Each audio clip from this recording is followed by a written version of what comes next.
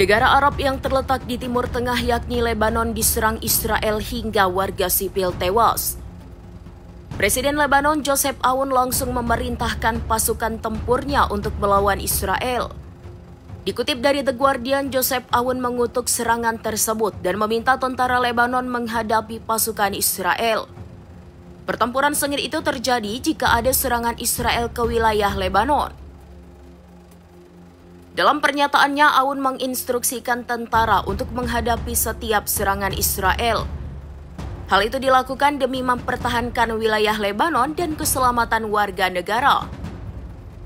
Diketahui pasukan Israel telah membunuh seorang pekerja di kota Lebanon.